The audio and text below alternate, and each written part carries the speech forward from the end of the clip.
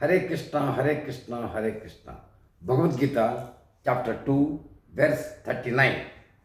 Esha te vihita sankhye buddhir yoge timam sunu buddhya yukto yaya partha karma bandham prahasyasi. Esha te vihita sankhye. Abhita described. Oh Arjuna, I have already explained you the Sankhya Yoga. Sankhya means there are many meanings. Meaning in the present context in the second chapter is body and soul knowledge. Abhita, that I already described you.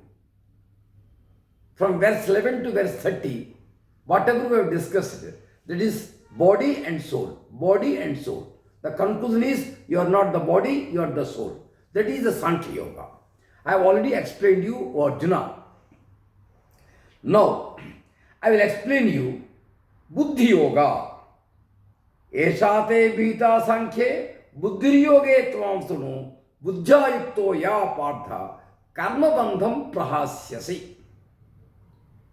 I have already explained you the Sankhya Yoga. Now I will explain you Buddhi Yoga. The yoga of intellect. The yoga of intellect. Buddhi, intellect. What is the benefit of this? Karma bandham prahasyasi. You will be liberated from the bondage. So, one yoga is complete, that is Sankhya Yoga. Now, another yoga starts, that is Buddhi Yoga, rather Karma Yoga. How to do the work. How action should be done by the human beings. That he is going to explain. What is the benefit of this explanation? That will remove you from the bondage. Now let us analyze. We have been discussing second chapter Bhagavadgita. Now we have come to verse number 39. Here from verse 11 to verse 30, Sankhya Yoga already completed. As I already explained you, Sankhya Yoga means body and soul. Knowledge regarding the body and soul. That has been dealt with. From 31 to 37, Swadharma has been discussed. What a person should do. We should not run away from our action. We should do our job. Arjuna, you are a king. Your job is to fight, you fight. If you are a teacher, your job is to teach, you teach. You are a student, your job is to study, you study. Acquire the knowledge. You are a Brahmana, do tapasya, do meditation and teach people the Vedic knowledge. Every person has a Swadharma. Every person has a Swadharma. Do your job. That is the between verse 31 to 37. Now, in Sankhya Yoga level, he said, you are not the body, you are the soul. But when it comes to Swadharma, he said, do your job. Doing your job, you will not incur sin. Rather, not doing the job, you will incur the sin. Therefore, Gita is teaching you to do the action, not to run away from the action. You must be in the middle of the action. You cannot run away from your action. You have to do your Swadharma. Repeatedly, Lord Krishna said. Now the question comes.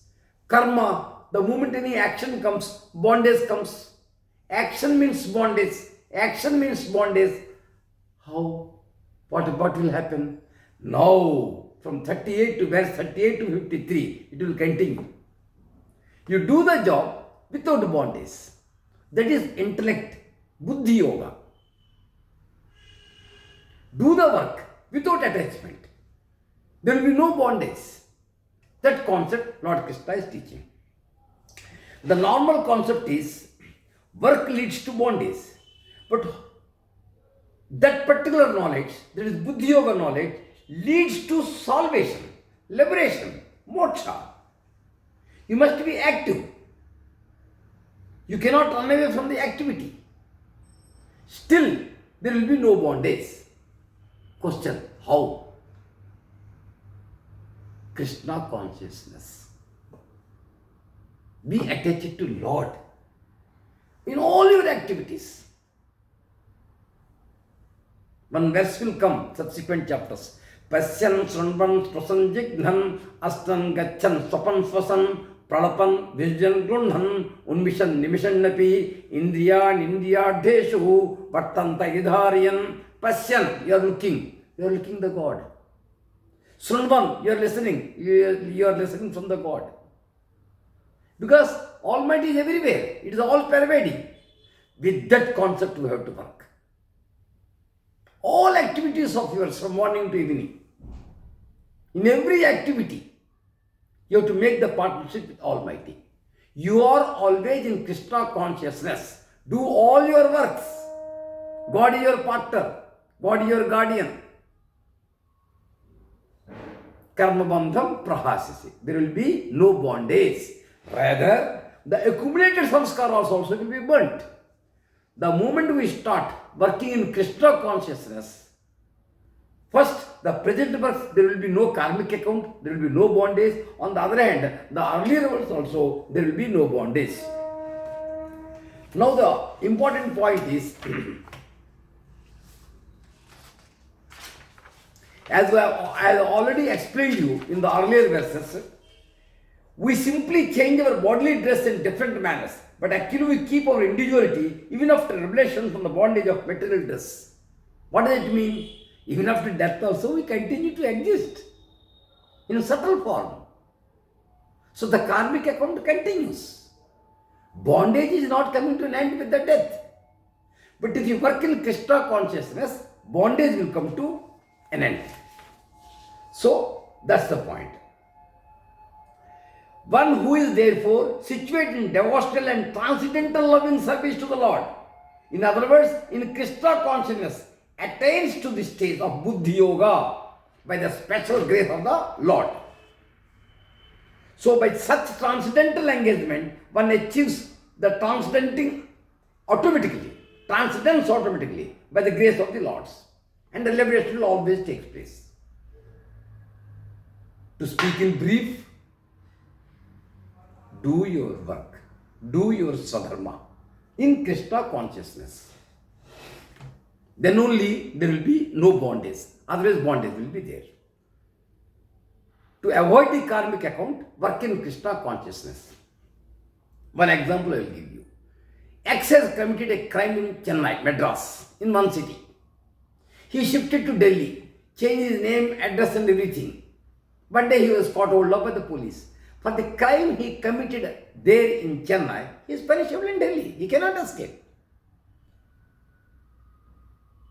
In worldly issues, worldly crimes, sometimes you may escape. But in the world of the God, any crime you have committed, that karmic count, you cannot escape.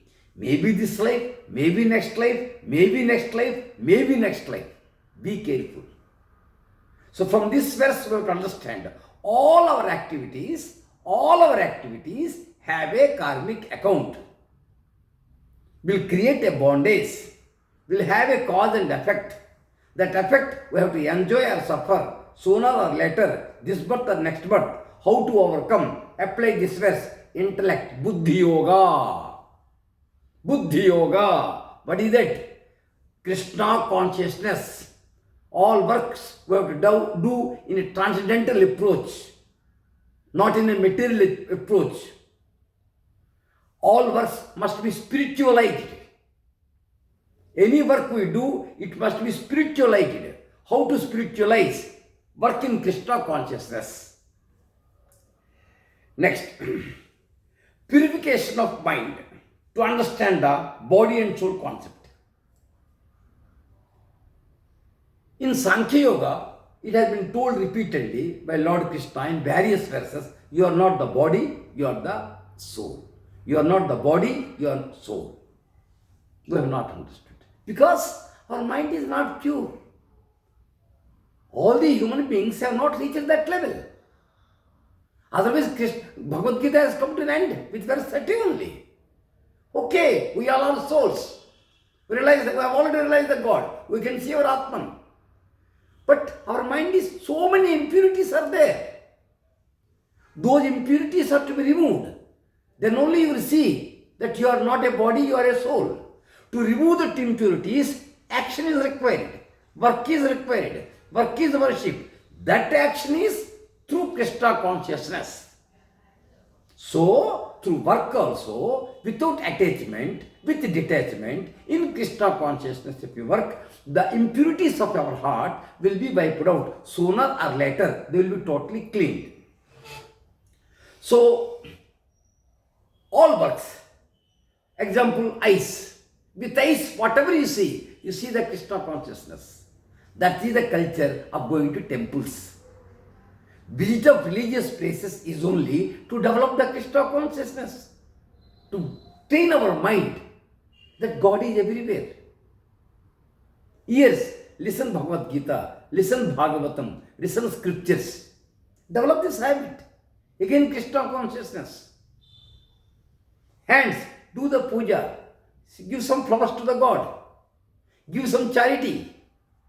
This body, as I told you, is an instrument. With this body, do all your works in Krishna consciousness. Whatever you are doing, you are going to the office and working, do in Krishna consciousness. So, all the pancha karma, all the sensory organs, all the 5 senses, and all the karmendriyas, hands and legs and everything, use every part towards the Krishna consciousness. It is a purification process. It is a purification process to remove the accumulated dirt in our mind.